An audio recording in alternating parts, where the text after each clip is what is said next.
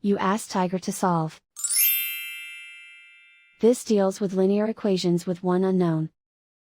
The final result is x equals 7. Let's solve it step by step. Simplify the expression. Expand the parentheses. Multiply the coefficients. Simplify the arithmetic. Group like terms. Combine like terms.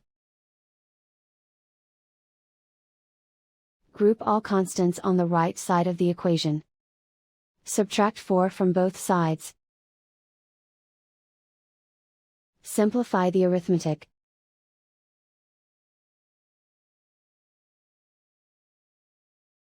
Isolate the x.